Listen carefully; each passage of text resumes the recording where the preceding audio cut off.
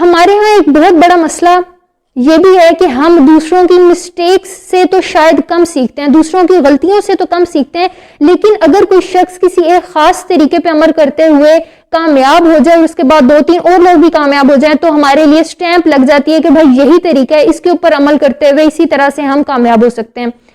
Same इसी तरह से एक नोशन जो पहले मजाक के तौर पर इस्तेमाल की गई, तंज के तौर पर इस्तेमाल की गई, लेकिन अब हमने उसको एक रियलिटी की तरह लेना शुरू कर दिया। अब हमें अंदर ही अंदर ज्यादातर लोगों को ये लगने लगा कि शायद यही सही तरीका है जिसको हम इस्तेमाल कर सकते हैं। हमारे ड्रामास के अंदर, हमारे टीवी शोज के अंदर, हमारी फिल्म्स के अंदर भी इसी तरह से यही कल्चर दिखाया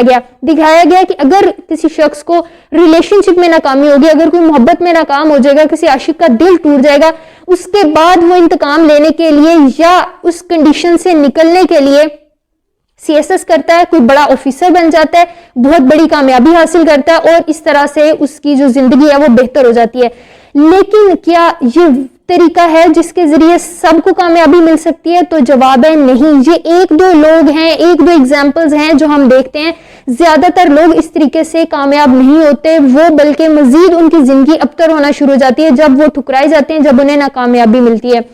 आपने कामयाब एग्जाम्पल्स जो देख ली, लेकिन उसके पीछे जो 95% वो लोग हैं जो कि इसी तरह से नाकाम होने के बाद मेंटल हॉस्पिटल्स के अंदर चले जाते हैं, स्पेशल हाउस के अंदर एडमिट हो जाते हैं, वो लोगों के पीछे भी यही पूरा प्रोसेस होता है। तो बहुत कम लोग होते हैं जो इस चीज से निकलकर कामयाब हो जाते हैं। और फिर अगर वो लोग जिन्हें आप समझते हैं कि इस तरह से नाकामी का सामना करना पड़ा, ठुकराए गए और उसके बाद उन्होंने अपने आप को प्रूव करने के लिए, उस चीज से निकलने के लिए कामयाबी का रास्ता हासिल किया, तो क्या आप जानते हैं कि उन लोगों को इतनी कामयाबी के बाद भी वो शख्स नहीं मिलता, बहुत वक्त गुजर गया होता है। लेकिन अगर कोई शख्स कामयाब होकर जब किसी चीज को चाहने की, हासिल करने की कोशिश करता है, तो उसको ठुकराया नहीं जाता, तो उसके कामयाब होने के, उस चीज को हासिल करने के चांसेस बढ़ जाते हैं। तो क्यों हम उल्टे तरीके से एक रिवर्स प्रोसेस से, एक लंबे प्रोसेस से होते हुए उस चीज तक आने की कोशिश करते हैं? सबसे पहले हमारे लिए हमारी अपनी जात इंपॉर्टेंट होनी चाहिए।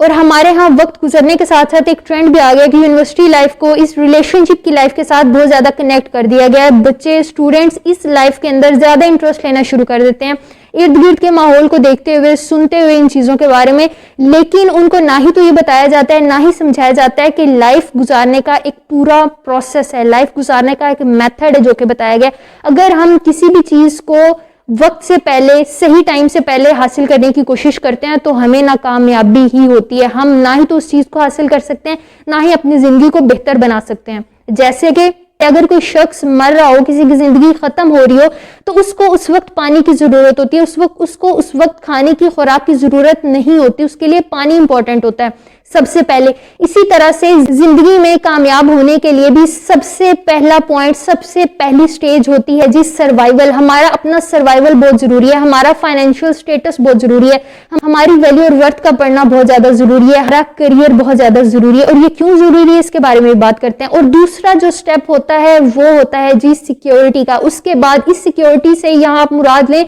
आपकी मेंटल हेल्थ, आपकी जहनी सेहत, आपका जहनी सुकून बहुत ज्यादा जरूरी है। अगर हमारी मेंटल हेल्थ ठीक नहीं है, अगर हमें नहीं पता कि हम खुश कैसे रह सकते हैं, हमें अभी तक हमारी खुशी नहीं मिली है, हमें नहीं पता कि उदासी का क्या मतलब होता है, उदास अगर हम हो गए तो उससे दूर कैसे जा सकते हैं, उससे निकल कैसे सकते हैं, जब तक हमें अपनी अंडरस्टैंडिंग नहीं है, जब तक हमारी अपनी मेंटल हेल्थ ठीक नहीं है, तो हम किसी दूसरे के लिए क्या चीज प्रोवाइड कर सकते हैं, या कोई दूसरा कब तक हमारे साथ ऐसे शख्स के साथ स्टे कर सकता है जिसको अपने बारे में ही नो-हाउ नहीं है, जिसकी अपनी मेंटल हेल्थ ही बेहतर नहीं है। तो इसीलिए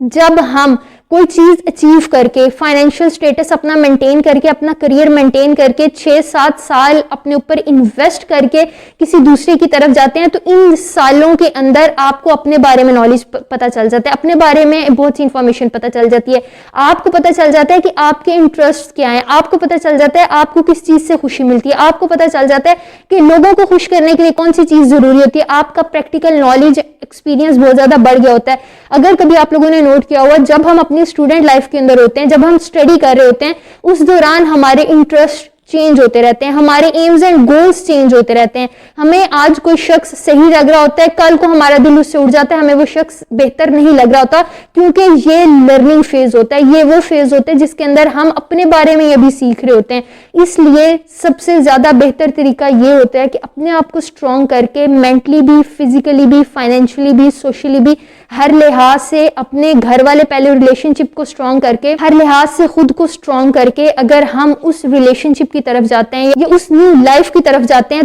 तो फिर वो लोग, वो स्टूडेंट्स जो कि नाकामयाब होने के बाद, किसी शख्स के रिफ्यूज करने के बाद, किसी शख्स के उसे ठुकराने के बाद अपने आप को उस कंडीशन से, उस ना से संभाल नहीं सकते हैं, तो उनके लिए वो स्टेज बहुत अच्छी हो जाती है, क्योंकि इसमें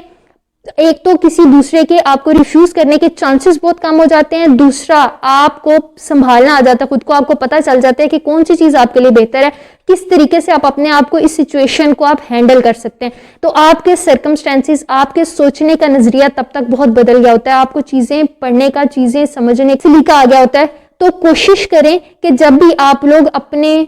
स्टूडेंट लाइफ के अंदर, अपने स्टडी फेज के अंदर कभी भी इस तरह के रिलेशनशिप्स के अंदर जाने से अवॉइड करें। इन रिलेशनशिप्स में जाने से पहले अपने आप को हर लिहाज से स्ट्रॉन्ग करने की कोशिश करें और देखिएगा आपकी जिंदगी मजीद बेहतर हो जाएगी। आई होप आज की वीडियो आप लोगों के लिए बेनिफिशियल रही होगी। अगर वीडियो पसंद आई है तो काइंडली इसको लाइक कीजिएगा, चैनल को शेयर और सब्सक्राइब कीजिएगा, ताकि ज्यादा से ज्यादा लोग हमारे साथ कनेक्ट कर सकें और हम एक हेल्दी सोसाइटी डेवलप करने में अपना रोल प्ले कर सकें। Thank you so much, take care,